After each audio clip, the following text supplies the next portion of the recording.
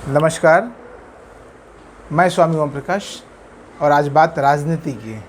जी हाँ, आज राजनीति की बात करेंगे और राजनीति के तहत यह बात करेंगे कि आदरणीय प्रधानमंत्री नरेंद्र मोदी जी ने जो मंत्रिमंडल का विस्तार किया है उसे किस रूप में देखा जाना चाहिए। जो भी कुछ समाज में होता है, जो भी कुछ राजनीति में होता है, जो भी कुछ अध्यात्म में होता है, उस सब का प्रभाव देश के सभी नागरिकों पर पड़ता है।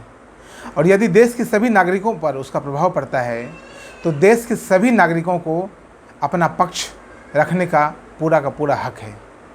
फिर वो चाहे साधु हों, चाहे वो पत्रकार हों, चाहे वो नेता हों, चाहे वो रिसर्चर हों, चाहे वो PhD स्कॉलर हों। उसी कड़ी में मैं बताना चाहता हूँ, मोदी जी का मंत्रिमंडल विस्तार मैं एक अलग नज़रिए से देखता हूँ। यह मेरा स्वयं का नज़रिया है और बहुत ही मैं आशावादी नज़रिए से देखता हूँ कि आखिर मंत्रिमंडल में बदलाव हुआ है, विस्तार हुआ है, तो विस्तार क्यों हुआ है। पहले विस्तार को ज़रा समझने का प्रयास कीजिए एक छोटी सी पंक्ति के माध्यम से। विस्तार किसका गुण है? विस्तार एक प्रकृति का एक आयाम है।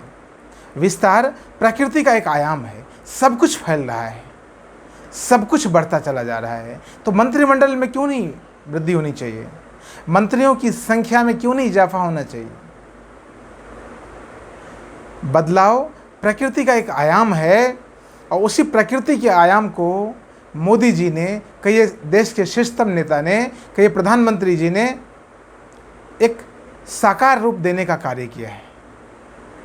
दूसरी बात, जो परिवर्तन हुआ है, परिवर्तन भी एक प्रकृति का नियम है। अब परिवर्तन जब प्रकृति का नियम है तो प्रकृति से जुड़े हुए जो सबसे ज़्यादा करीब के व्यक्तित्व हैं, स्त्री और पुरुष, उन स्त्री और पुरुष की संख्या में स्त्रियों की बात की जाए, आधी आबादी की बात की जाए, नारियों की बात की जाए, तो उनका भी एक अच्छा योगदान मिला है। उन सबको भी एक अच्छी संख्या में मौका मिला है। यह भी एक अच्छा संकेत हो सकता है, यह एक शुभ संकेत है। स्त्रियां प्रकृति के ज़्यादा करीब हैं और शायद इसलिए प्रकृति ने मोदी जी के माध्यम से स्त्रियों की संख्या में इजाफा करवाया है।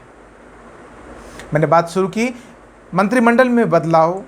मंत्रिमंडल में बदलाव प्रकृति का नियम है और प्रकृति के नियम के तहत ही सब कुछ होता है। होता तो सब कुछ प्रकृति के नियम से ही है, कोई ना कोई माध्यम बन जाता है। मोदी जी के भी माध्यम होते हैं, कभी किसी और सरकार में कोई और नेता और कोई और नेत्री माध्यम बन जाती है।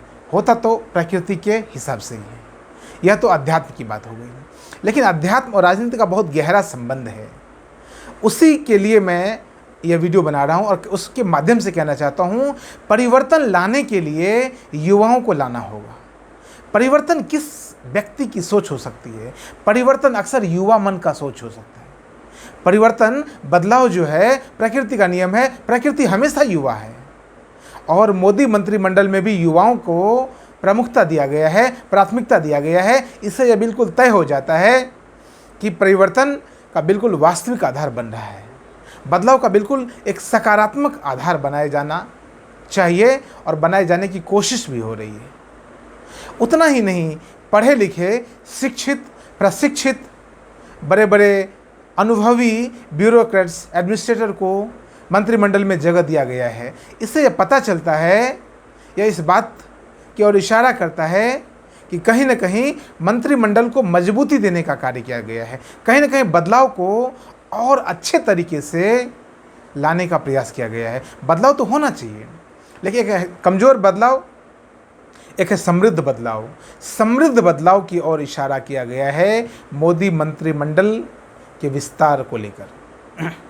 मैं पूरे घटनाक्रम को राष्ट्रपति भवन के भीतर दरबार हॉल में जो कुछ कार्यक्रम हुआ और मंत्रिमंडल का विस्तार किया गया, उस सब को मैं एक अलग पॉजिटिव एस्पेक्ट से देख रहा हूँ। इसलिए मैं कह रहा हूँ कि स्त्रियों को प्राथमिकता दिया गया है, स्त्रियों की संख्या में बढ़ावा किया गया है, युवाओं को मौका दिया गया है, पढ़े लिखे शिक्षित प्रशिक्षित लोगों को मौका दिया गया है। साथ ही देश के उत्तर, दक्षिण, पूर्व, पश्चिम के केंद्र शासित राज्यों और राज्यों को भी इसमें शामिल किया गया है ताकि सभी लोगों को मिला करके चला जाए। अधिकतम लोगों का अधिकतम सुख, अधिकतम लोगों को यदि आप सुख देना चाहते हैं, अधिकतम लोगों के लिए यदि आप पॉलिसी बनाना चाहते हैं, अधिकतम लोगों के लिए यदि आप शासन व्यवस्था चलाना चाहते हैं, तो अधिकतम लोगों को चुनना होगा। अब मुझे लगता है इस मानक पर भी, इस पैमाने पर भी मोदी सरकार ने अच्छा काम किया है, अधिकतम लोगों को चुनकर लाने का कार्य किया है। देश के सभी भागों से लोगों को लाने का काम किया गया है।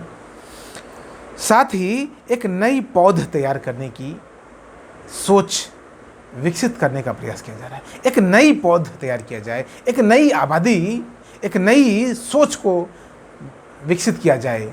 आखिर कब तक ये पुराने लोग बने रहेंगे? जिन लोगों ने इस्तीफ़ा दिया है या जिनसे इस्तीफ़ा लिया गया है, उनकी उम्र भी काफ़ी हो गई। अब नई सोच को ज़रा बढ़ावा दिया जाए। क्रिकेट में आप देखते हैं, पुराने लोगों को दरकिनार कर दिया जाता है या वो अपने आप होने लग जाते हैं। निश्चित तौर पर दरकिनार किया जाना चाहिए। जब आप कहते हैं कि आपका देश भारतवर्ष दुनिया का सबसे युवा देश है, उस युवा देश में युवाओं को प्राथमिकता मिलना ही चाहिए।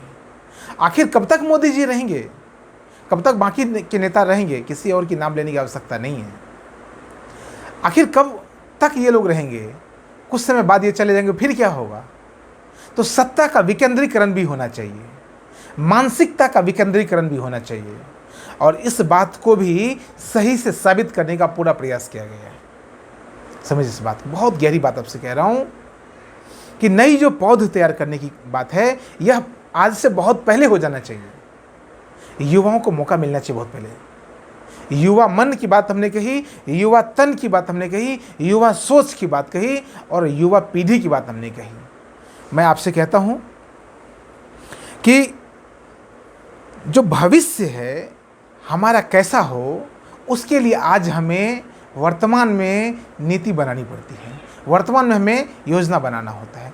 भविष्य को ध्यान में रखकर, कहिए 2024 राजनीति की भाषा में कहूँ या कहिए कि चुनाव की भाषा में कहूँ, तो 2024 को ध्यान में रखकर मोदी जी ने मंत्रिमंडल का विस्तार किया है। यह भी एक अच्छा है। बहुत सारे लोग इसको निगेटिव एस्पेक्ट में देखते हैं, नकारात्मक ढंग से देखने का प्रयास करते हैं कि मोदी जी की छवि कमज़ोर हो रही है, और इसीलिए अनेक नेताओं को लाने का प्रयास किया गया है ताकि उनकी छवि को बरकरार रखा जाए, और 2024 में यह नहीं कहा जाए कि मोदी जी फेल हो गए तो सरकार चली गई।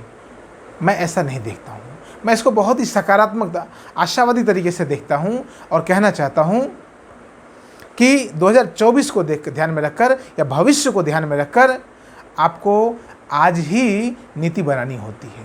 कल क्या होगा वह आज पर भी निर्भर करता है, और वह आज की पीढ़ी पर भी निर्भर करता है, और इसको भी मोदी जी ने बखूबी ध्यान में रखने का कार्य किया है। वकील, इंजीनियर, MBA से आए हुए लोग, रामकृष्ण मिशन से आए हुए लोग, कहीं ना कहीं देख रहे हैं आप, आध्यात्मिक लोगों को भी लाने का प्रयास किया जा रहा है। धीरे धीरे एक व्यवस्था बन रही है। पिछली बार जब मोदी जी का मंत्रिमंडल विस्तार हुआ तो उसमें हमने देखा था बहुत सारे साधु संतों को राष्ट्रपति भवन में बुलाया गया था। यह एक पॉजिटिव संकेत है, एक सकारात्मक संकेत है कि कहीं ना कहीं राजनीति तो करना ही होगा। देश को चलाना है तो, अंतर्राष्ट्रीय स्तर पर अपनी छवि बनानी है तो, अंतर्राष्ट्रीय स्तर पर अपने देश को जीवित रखना है तो, लेकिन राजनीति के साथ अध्यात्म को भी साधने की बात कही जा रही है।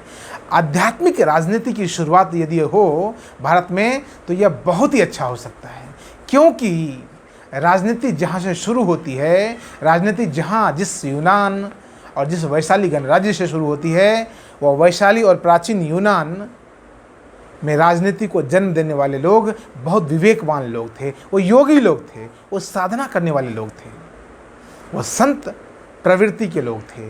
और मोदी जी कहीं न कहीं योगी जैसा जीवन जी रहे हैं, एक साधु की तरह जीवन जीते चले जा रहे हैं। एक उम्र पर आने के बाद योग का विज्ञान कहता है 7 × 7 49, 7 7 49, यानी हर एक 7 साल पर एक शरीर डेवलप होता है, और कायदे से यदि व्यक्ति का प्रतिपालन हो तो 49 साल में व्यक्ति का 7 शरीर डेवलप हो जाता है। ये योग, ये कुंडलिनी का विज्ञान है।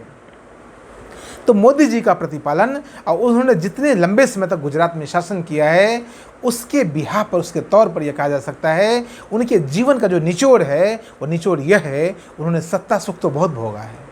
सत्ता का सुख भोगने के बाद आदमी क्या बचता है? उनके लिए अध्यात्म का सुख बचता है। तो निश्चित तौर पर मोदी जी अध्यात्म की बात को प्रमुखता से लाना चाहते हैं। और मुझे ऐसा लगता है, मैं यदि भविष्य को देख पा रहा हूँ तो मैं बिल्कुल अपने होशो हवास से कह रहा हूँ, बिल्कुल अपनी अनुभव से कह रहा हूँ आपको ये बात कि आध्यात्मिक राजनीति की शुरुआत होने जा रही है भारत में, और वह भारत की सबसे बड़ी विशेषता हो सकती है। आध्यात्मिक राजनीति सबसे बड़ा आयाम हो सकता है भारतीय राजनीति में। सुकरात जैसे लोग भी कहते थे कि राजनीति में जो श्रेष्ठतम लोग हैं, समाज में जो श्रेष्ठतम लोग हैं, वो कैसे होने चाहिए? वो राजा दार्शनिक होना चाहिए। फिलोसोफर किंग की बात सुकरात कहते हैं, वह बात सही साबित होने जा रही है। और साथ ही एक दो बात और कह दूं, हमने कहा सत्ता का विकेंद्रीकरण होना चाहिए, निश्चित तौर पर पावर का विकेंद्रीकरण होना चाहिए। लोगों को लगता है कि मंत्रिमंडल का विस्तार तो बहुत हो गया, लेकिन पावर बस मोदी और अमित शाह जी के पास में। ऐसा बिल्कुल नहीं हो सकता। पूरी तरह से आप नहीं रख सकते, चाहकर भी नहीं रखा जा सकता। तो निश्चित तौर पर मुझे कहीं ना कहीं दिखता है कि सत्ता का विकेंद्रीकरण भी हो रहा है और मानसिकता का विकेंद्रीकरण भी हो रहा है। और इस बात के साथ मैं इस बात को लेकर बिल्कुल आशावादी हूँ कि इतने बड़े जो बदलाव हुए हैं, इस बदलाव के साथ प्रधानमंत्री जी चाहकर भी सब कुछ अपने अंडर में नहीं रख सकते हैं। कुछ ना कुछ तो उन्हें बाकी लोगों को देना ही होगा। और जो उनके पास बचा रह जाता है, जो अंतिम पॉइंट है, उस बचे रहने में भी एक खासियत यह है कि जो दार्शनिक राजा है उनके पास तो बचा रहना चाहिए। यदि राजा के पास पावर नहीं हो तो कैसा राजा? यदि प्रधानमंत्री के पास पावर नहीं तो किसके पास पावर हो? एक कुशल प्रशासक के हाथ में ताकत अच्छा लगता है, शोभा देता है। निश्चित तौर पर प्रधानमंत्री जी के इस बदलाव को हमें बहुत ही आशावादी तौर पर, बहुत ही सकारात्मक तौर पर देखना चाहिए। और इस वीडियो के साथ मैं यह कहने का प्रयास करता हूँ कि जो होता है उसके दोनों परिणाम आते हैं, अच्छे भी और बुरे भी। कल क्या होगा यह कोई भी नहीं जानता है।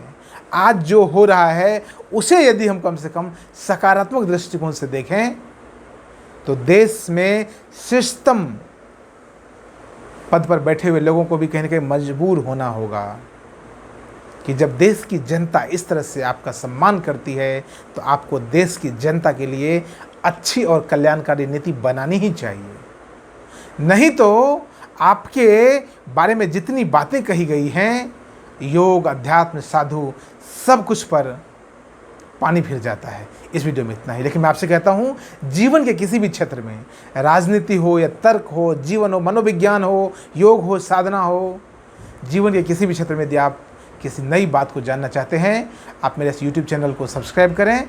स्वामी ओम प्रकाश फाउंडेशन का यह एक आध्यात्मिक आंदोलन है जो समाज में एक नई दिशा देने के लिए तत्पर है। इस वीडियो को अधिक से अधिक लाइक करें, कमेंट करके बताएं कैसा लगता है, और दुनिया में इस वीडियो को अधिक से अधिक फैलाएं। बहुत बहुत धन्यवाद। नमस्कार।